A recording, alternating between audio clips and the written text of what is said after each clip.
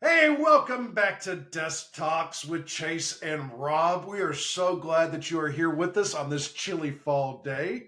Rob, how you doing this morning, man? I'm doing great. I would argue that it is no longer fall, it is winter time because Christmas is 2 weeks from today. And I am so incredibly excited. Christmas is my favorite time of year. It's a good time to be with family and give back and just celebrate what's been accomplished in the past year. So my Shoot, yeah. spirits could not be higher. Dude, it's one of my favorite times of the year because even my Grinch self, my heart grows 3 times larger whenever I see those Christmas lights going up, and my wife's in there baking up a storm because we give the gift of food every year to our family and friends. And those who don't know, my wife has a small bakery that she runs, so my house is awesome. In the great Listen, words of Kanye, my life is dope and I do dope shit. my wife just made us snickerdoodles. And so, unfortunately, because snickerdoodles, according to my wife, are a Christmas cookie, which I would argue they are an all the time cookie, but snickerdoodles are reserved for Christmas. And I have been absolutely decimating the snickerdoodles that she made. So, we're the same way. I know whenever we were growing up, Robbo, mom used to make those crinkle cookies. Crinkle cookies, yeah. And Or I don't crack know. cookies. Yeah, I don't know what their actual name is. It doesn't matter. What I can tell you is I remember watching you sit there and just Yeah. inhale Yeah. like a dozen of them at a Yeah. time and look at mom and go, "This is it? This is all you Yeah. made?" Yeah. And the answer was, yes, that's all I made. You need to slow down. But what she didn't know, in the house we grew up in Middle Tennessee, we had that little lazy Susan in the corner We cabinet. did. We did. And she used to hide in like a tin jar. She would hide more of those crinkle cookies. Hide, please. There's Please. more of them? Dude, Dad and I would tear those bad boys up whenever y'all weren't around. This is something, as the youngest of 3 boys, I got to participate in these types of activities. That is as the youngest. It You is. got, I'm not you mad at it. there's no way that he would have done that with Logan or I. He would have said, "You're on your own, guys." Not everybody can be this cool, but this is the same man who used to lock the pantry at night so that way we didn't eat his plain Lay's potato chips. Oh my gosh. And he only bought plain Lay's potato chips because, and I quote, "You guys eat them too fast if I don't." Can't Welcome blame to the him. 90s. If you grew up in the late 80s and 90s, that's what we're talking about. Look, I mean, I'm pretty sure CPS would be called now if you put a lock on a pantry. Well, somebody needs to call CPS on me because whenever my kids in our home, whenever we first moved here to Texas, I had to put a lock on my pantry because my 2 boys would go in. Dude, you just can't keep up. Dude, they're growing. It is what it is. I remember mom telling us kitchen is closed. Yeah. Well, it's like last night we went out to eat at a really good little Mexican restaurant here in town. And Leo, our oldest, can we get queso? Sure, Bubba. So I order a small thing of queso. This dude puts down 2 baskets of chips in the queso on his own before his food even comes out. My youngest orders just nachos. He's lactose intolerant. It's tough to go out to eat. So just nachos, it's safe for him, right? And I finally had to take the cheese away from Leo. And I said, dude, you're cut off, man. You ordered a full meal. You're ordering food like a grown man. If I'm paying for it, you're putting it down. So I take it away from him. And then Grayson reaches over to grab a chip and he goes, hey, don't take them away from me. And I said, no, homie, you're cut off too. He goes, well, hold on. I said, because you ordered food that is made of these chips. And he goes, yeah, but those chips are nacho-fied and these aren't. They're Nacho-fied. Nacho-fied. So I paused for a minute, and of course, Melissa's sitting across from me, and we're both doing the same thing. Like, what do you even say to that? Yeah. Welcome to having 2 preteens, Bubba. Okay. Yeah. I've got a teenager and a preteen. I've got a boy and a girl. My son orders off the grown man menu, and he tries to outdo his dad now. There is no, like, dude, I'm not in competition with you. Like, there's no food eating competition between the two of us. But in his mind, there is. I'm just ready for KC. What is it? KC Pizza Bros to come back. We haven't done a KC Pizza Bros in a long time. I'm so ready for that. Maybe we need to add that to this podcast, and we can just live stream. David, a Kansas City pizza. Yeah, man, and do it David Portnoy style. Just walk in, give it a rating. I give it a 1. Yeah, can we talk about the fact this dude goes, everybody knows the rules, one bite only, and then before he gives the rating, he's eaten half of a slice of pizza. Half the pizza. That's what I'm saying. Dude, I love that guy. He cracks me up. I do too. But anyway, let's talk. Let's get into it. Let's stop sharing personal stories. Yeah, okay. Even though I could for the next 4 hours. Well, guys, Rob and I were searching around looking for news articles because we like to bring you guys the cutting edge news, that we can. This week, we actually found a couple. Rob found a couple that were just absolutely spot on, and we kind of want to bring it to your forefront of your attention. We saw the first one I'm going to bring up. Robbo, you found that the DoD is going to give junior troops a 14.5% pay raise in 2025. Shout out to our lawmakers. Woo! All right. No I remember being a young E1. You and I were just talking about this right before we went live. I remember being a young E1, barely making over $14,000 a year. Those paychecks came and I smiled and I was so grateful. But now we're looking at an E1 being comped at a decent rate, and it looks like it's going to go up from about $24,000. It looks like there's going to be about a $3,000 increase in their pay. That would be, what is that? About a little over $27,000 a year. That brings our E1s above the national poverty line. I want to applaud all of our lawmakers and everybody that works so hard to get that pushed through.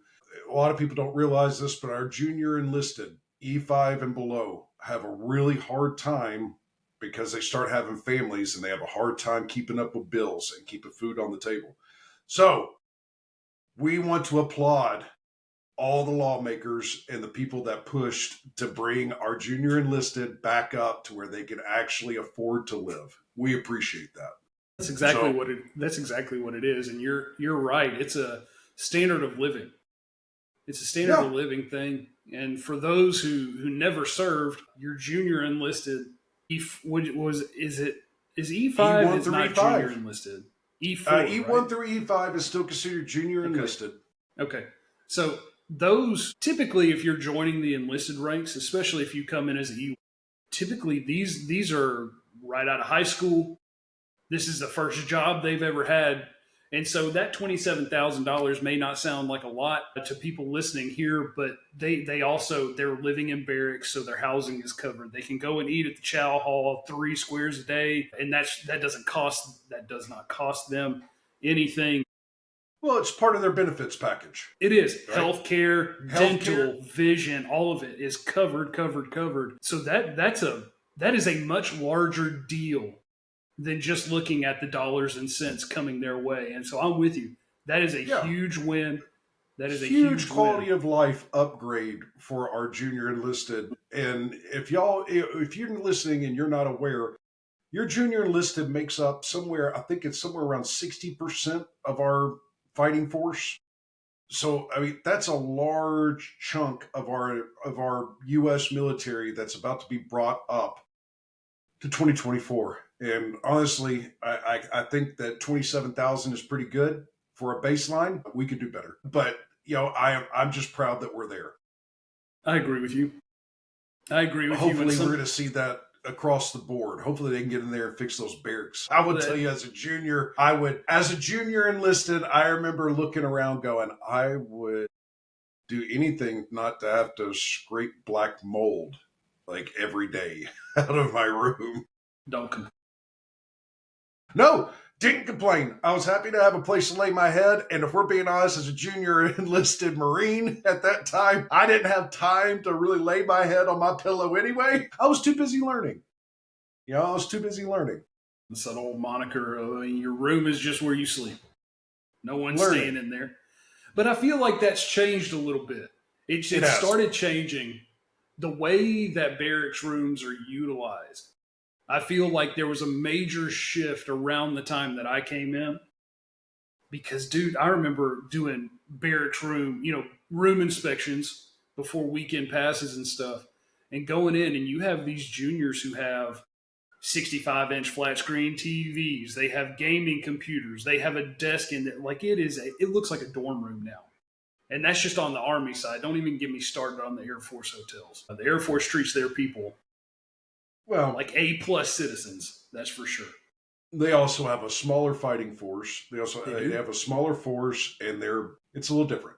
Much like It in the is. Navy, right? Like if you're on a ship, I know I've been on there. I've been on the USS Essex and I've been on the USS Harper's Ferry, and spent some time there. And I'm going to tell you right now, all those Navy cats are jealous of every Marine that has a 6x6 cell that they sleep in, right? A Because 6x6 cell. Your if dog kennel, your kennel. that was how big my barracks room was, right? That was before, and even before then, as an E1, E2, actually, whenever I hit E4 in the Marine Corps, that's whenever I got like a barracks room.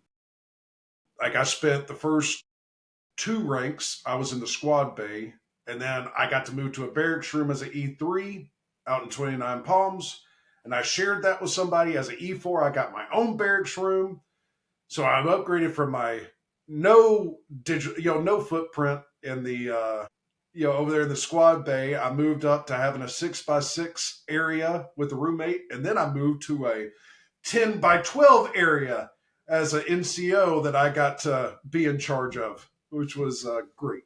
I moved You're off bringing post. you're bringing back great memories. Redstone Arsenal. I had two roommates. Whenever I was in Yeah, Arizona, I had three in your roommates. 10x10 room. Yeah, Yeah, yeah. And then first duty station before I got married, I was in the barracks, and I remember them telling me, what was I? I think I was a 3 at the time. You don't have a roommate yet. And then I got promoted to 4, and they said, you don't have to have a roommate. I pushed those two beds together in that room, yep. king size bed. Oh my God. I was king. You I was thought a it was a king. king. Thought it was a king. It was actually a full size bed. Probably. Whenever you put it Felt together, like it a felt king. like a king. You Felt rolled like a king. and rolled. I am not a tall man by any definition of the term, but my feet hung over the end of the bed. And then whenever I pushed those two beds together, I could sleep diagonally. Wonderful.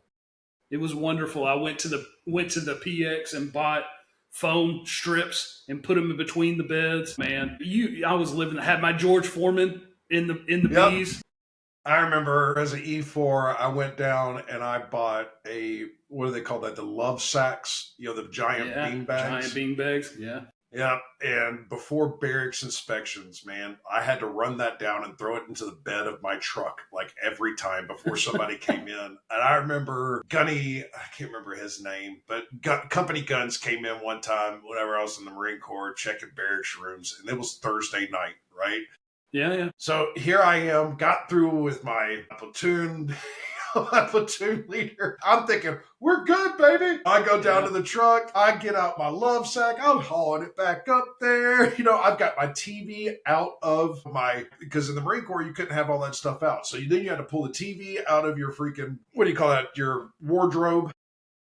Your credenza thing. Yeah. We didn't have, no, that's a Army term.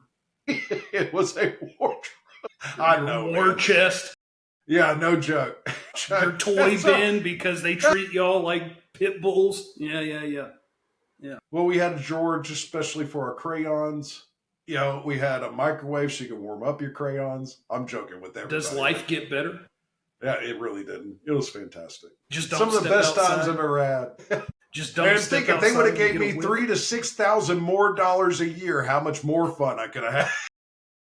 Well, if you remember, I remember you at 29 Palms because I went and visited. Y'all's was set up like a motel. So the doors are on the outside. You walk out onto the landing. You're overlooking the courtyard, if you will. Yeah, they were 3 stacked. Yeah, 3 or stacks you're of 3 overlooking stories. The parade deck is probably what y'all called it. What'd y'all call that? We called that, the parade deck. And then you overlook what they called Victory Field, which was, and if you kept looking right beyond that towards the very beginning of post, you had Lake Bandini to all my 29 Palmers. Oh, it's beautiful. That's why I did my wafting. Waft it. Wafted. Good morning. Yeah, it's just beautiful, better than a cup of coffee. But I remember, I'm Army cat. I didn't have anything like that. I remember I was stationed at Eglin Air Force Base. I went from Redstone Arsenal to Eglin Air Force Base. Yeah, all hotel style.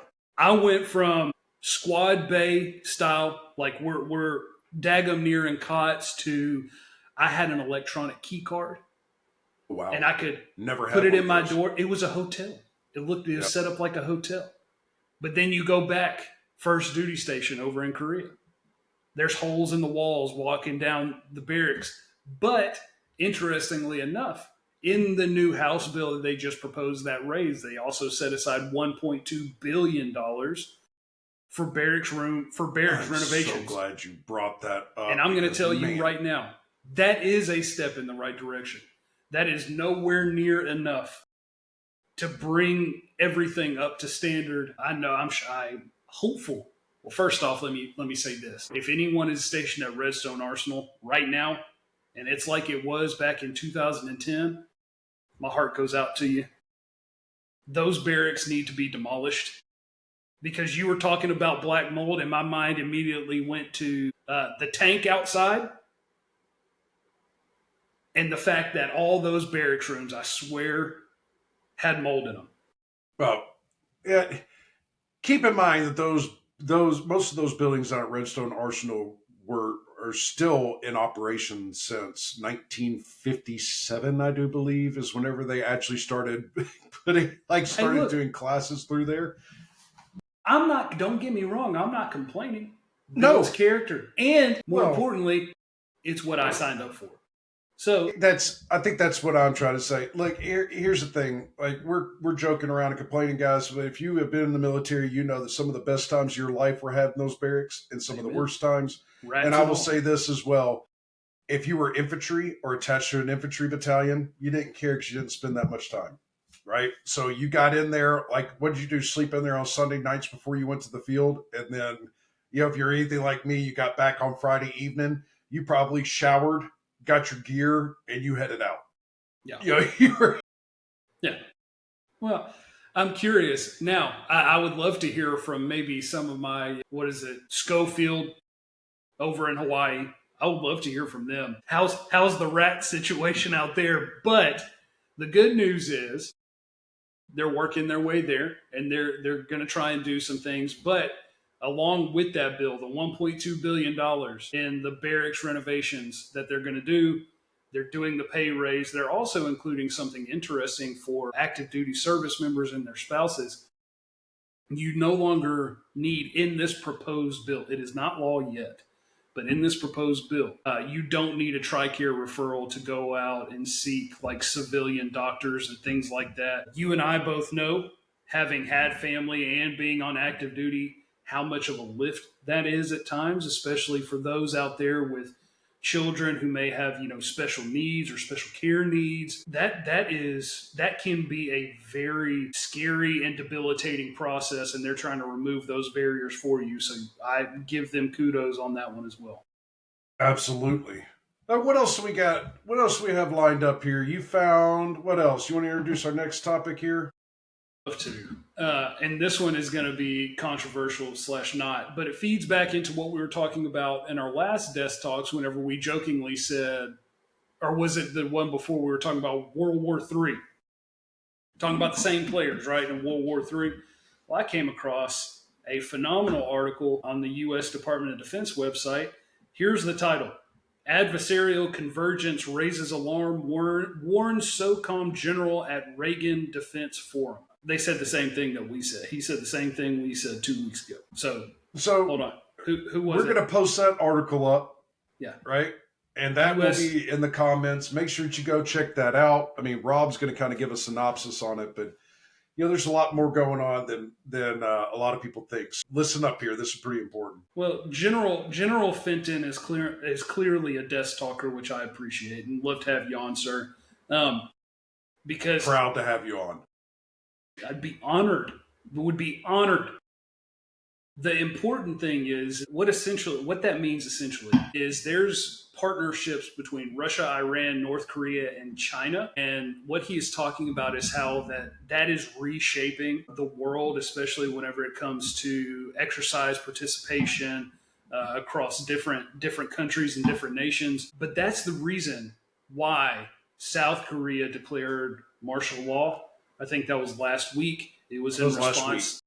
It was in response to North Korea posturing with China and them doing their joint exercise. So I think we're going to see a lot more posturing going on. Mind you, that was a failed, right? So now we know that that was a failed attempt to do martial law. I'm sure you followed up on that as well. They had a vote of no confidence in their current leader. I know Rob's over here rolling his eyes. I mean, it's really easy to look at articles like that and get spun up. Yeah. Especially whenever you have the, SOCOM commander getting on here and having, and saying that. Now, he's not being an alarmist. What he's doing is giving information for general consumption at a very high level, giving information for general consumption. But I do think history is cyclic.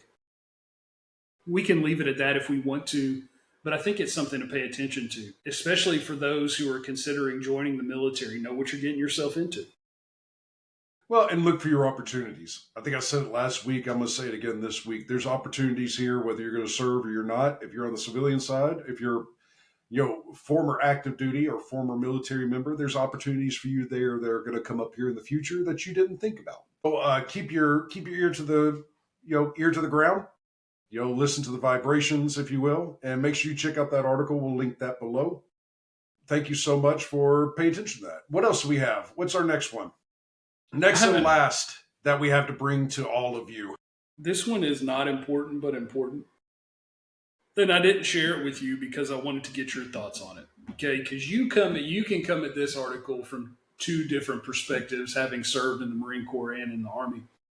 There's a growing issue that recruiters face. One, getting their numbers. I don't know how you do that in this day and age, and I will say it, controversial or not. The love that we have as Americans for our country has declined rapidly. The patriotism in this country has declined rapidly. The amount of people, I don't know the statistics. I'm just, from my perspective, probably from 2010 on, wanting to be in the military has probably declined. I'm sure the graph went like this for, post 9/11, and then 2010 hit, it went straight down. And I think there's a growing trend in that. And because of that, recruiters are finding that 82% of the recruits that they're bringing in are obese coming into service. That's not super shocking. That it didn't shock me at first. But the more I read, because I'm thinking obese by Army standards, if I'm remembering correctly, I'm 70 inches tall. And so I had to be to not get taped while I was on active duty. I think I had to be 178 pounds, under 178 pounds, which for a guy like me, that was hard to maintain. There was so a lot of BMI can be no higher. Whenever I was on, the 22. Standard was 22%. 22 for your BMI. Your height and weight does come into that, but they really do teach NCOs, how to do BMI. Yep. And we do try to stay on top of that. That's a huge deal, being obese coming in, because that's a lot of health concerns that you're coming in with as well. Think of it like this, and this is how I processed this article, which is a video, and it's good. It's good. I thought whenever they were saying obese by Army standards, that is not a stretch, right? Whenever I joined, after my freshman year in college. I was out of shape. So I thought that's what they meant by the article. No. They're talking about big, obese by civilian standard people joining the military. And that's the only candidate. Those are the candidates that they're getting. That, to me, I have such a hard time. Now, of course, being a veteran and kind of reflecting, I have a hard time understanding how so many people, so many qualified people don't want to be in the military? What's the stick? What's the stigma about being in the military nowadays? I don't understand that at all. So I'm curious what that's like from your perspective. Having served in the Marine Corps, where the physical standards are much more rigorous, I would assume, than the Army, and then coming over and joining the Army and kind of seeing that the differences. So what's your take on that? Different purpose, different drive, right? So the Marine Corps, they do put a very high emphasis on physical fitness. If you are not physically fit, you are gone. Marine Corps is probably one of the most competitive. People like to make fun of them and say that they're ASVAB waivers and crayon eaters, and I will tell you that is true. All right, we're not ASVAB waivers, but we are crayon eaters. But I will tell you, out of all the branches of service, the ASVAB cutoff is the highest for the Marine Corps. You've got a lot of people that they are the tip of the spear, very intense, and hold each other accountable to the T. You move over to the Army where they're more of a logistics operation. If you look at our branches of service, right, and you say, who does what? Well, I say the Army and the Navy are logistics, right? That's who does. Your best logistics people are in the Army and they're in the Navy. Period. End. And moving over, the demand is different, so you're able to take the BMI, a little bit more. But I will say, being in both, being a son of two services, I will say that it doesn't bother me as much that they're being recruited with a higher BMI. What concerns me is if we lower the standard on active duty to where they don't meet that standard. That's a really good. Because phenomenal. I can't speak for Army because I did not go to Army Basic. Okay, I went to Marine Corps boot camp, and I can tell you inside those 90 days, I watched a lot of big boys come across that parade deck as we were both standing on on the yellow footprints, and I was a little heavier too, dude. I was a civilian, right? I was a little heavier.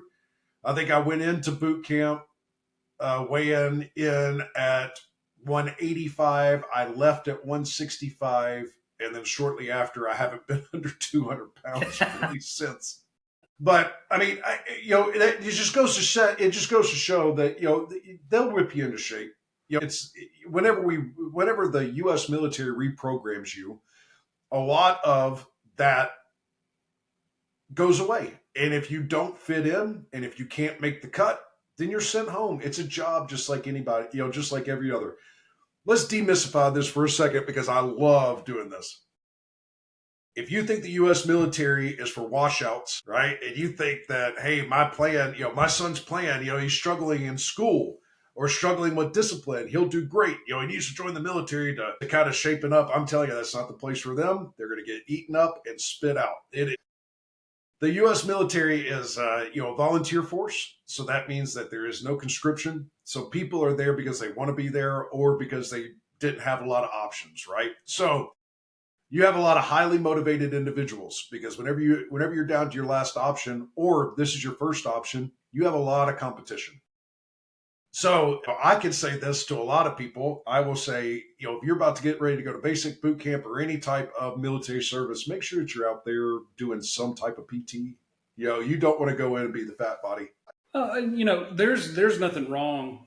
I agree with you. I mean, I heard that whenever I was in high school, whenever I made the comment of, man, I want to join the military, of course, my perspective is skewed because my older brother is in the Marine Corps at the time.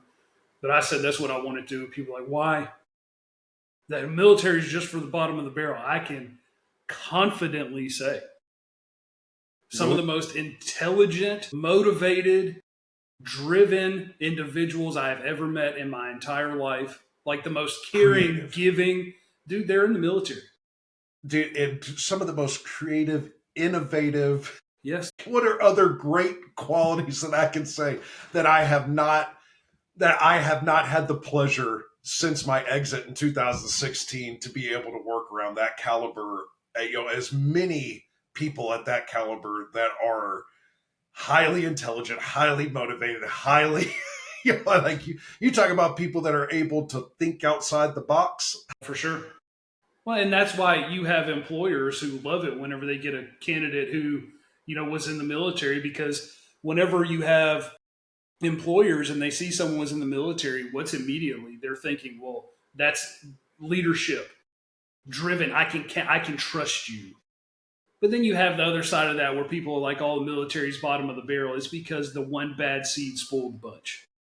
Well, that, and I think, and I tell employers this whenever I talk to them, because I'll talk to community members out there, and they'll say, "Man, I'd love to have some more veterans on my team," and I would look at them and say, "Are you a veteran yourself?"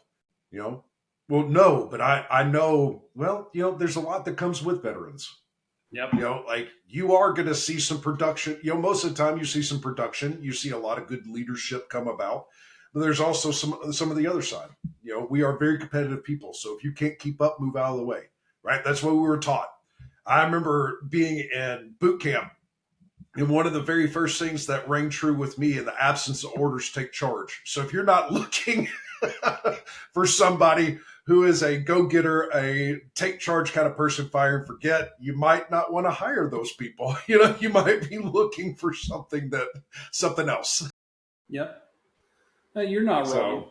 You're not wrong. Well, it takes a strong-willed person, right? If you're going to go out and actively recruit military people, they usually come out of military service with with a head full of steam. They have confidence. So if you are not a confident leader and you are not confident in how you are leading, I've been accused of this whenever I worked for a company right out of college. I was too much of a go-getter. I wanted to change too much and move too fast. But they were a small startup, and I was used to working for a very large, multi-billion-dollar company. Yeah, sure. Yeah, you are not wrong. I was curious about, instead of seeing an article like this, and the title of the article is "Obese Soldiers in War," I'm not so concerned because I have witnessed, and I know you have. There are some large men. I haven't seen a whole lot of large, female soldiers, but a large male soldiers who they can physically outwork your people who look like, they're just chiseled. But your big boys, they'll outwork you all day long. They're better at PT. But what I am most curious about, instead of the trend in obesity joining the military, are we seeing a trend in a drop in ASVAB scores? That's what I'm most curious about. And I can't find that information. And so if there's anybody out there, DoD, we would love to have that information. I mean, especially now.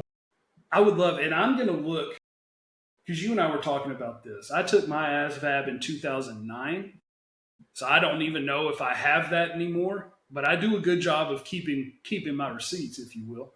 So I'm going to look mine up and see if I can find mine. I have boxes of military stuff, and I ran across my uniforms up in the attic the other day, and now my oldest son, whoa, those are so cool. Yeah. So I got to go through that, see what it is. He's never seen you in your OPCs? No.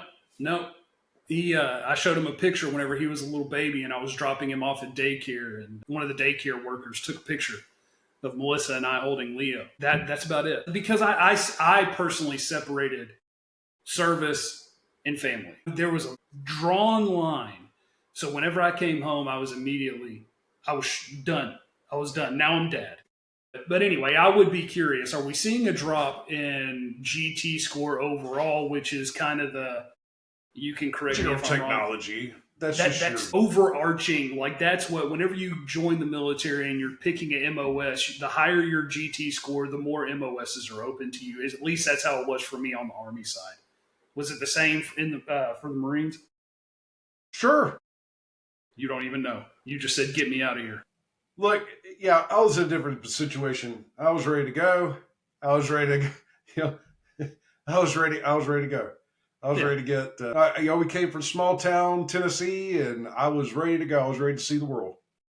Yeah, I remember, real quick story before we break here, but I told you this. I remember I was working after school program for Rutherford County School System after my freshman year in college. And I was like, you know what? This isn't it for me. I got to move on, do something else with my life. Joined the military, walked into the Marine recruiter's office. then I was like, oh, I want to join the Marines. Chase, you were in the Marines at the time. I was like, oh, I'll serve with my brother. That'll be awesome. Walked into the recruiter's office. 3 big, deep voice like yours. What are you doing? Just started barking at me, and I was like, I'm out. Like, this is not me, man. Let's sit down and have a conversation. I'll walk into the Army recruiter's office, and they're like, welcome. Sit down on the leather couch. Hey, brother, you need a snack? And then I went to. Can I get you? What's your name? Uh-huh. Yeah, can I get you water? Walked in with a beard. Yeah. Dude goes, ah, man, you got a nice beard. Went down and took my ASVAB down at MEPS in Nashville. And then my recruiter saw my GT score, and I was like the fatted calf for him. Come back. Please come back. What do you want to do? Here you go. That's how they talked me into a 6-year contract. The Marine Corps guy picked me up. He dropped me off, to take my ASVAB up in Nashville, Nashville, Tennessee, MEPS. And I remember him coming back. I remember calling him and saying, hey, dude, I'm done. He goes, nah. Yeah, same. All right, well, I'm on my way. And I said, all right. And he fully anticipated me failing the ASVAB, and that's why I was calling him so fastly. So fast. Fastly, I probably did fail Fastly. the ASVAB. You did it fastly. I appreciate that. But I remember going back and him getting my numbers, and he goes, all right, man, good job on that ASVAB, bro. So when do you want to ship out? And I remember saying, when you got? He said, well, these MOSs I can ship you. He opened up the book. He goes, you can have any MOS you want, but these MOSs ship out tomorrow. And I said, I'll take that one, thanks. Well, hey, Marley. There you go. First So glad you could join our desk talk today. Yeah, this is one of my 5 animals. This is Marley. Okay. So, all you desktop people, thank you so much for joining us. Sorry that this was such a long episode. We had a lot of info to get out to you. Make sure that you are checking back on our socials. We have some stuff coming up that we want to get out to you. Make sure that you go check out these articles. Links are going to be above or below whenever you go and you look. Make sure that you join us next week. As we are getting closer to Christmas, we're going to have a couple special episodes coming up here, so make sure that you check back in with us next Thursday. And we try to release on Thursdays around 3 p.m. Central Standard Time. And you can go ahead and hit that download button right there on Spotify. No. Yep, that one. All right, hit that download button on Spotify. And if you're on YouTube, make sure that you hit follow. We appreciate you guys being here. Until next time, skadoodles. Skadoodles. Stay minimally professional. That was my favorite. I love that. That was my favorite outro you've ever done. Stay minimally professional. Desk Talkers, stay minimally professional. Until next time. Yeah, but the military's not the bottom of the barrel, but stay minimally professional.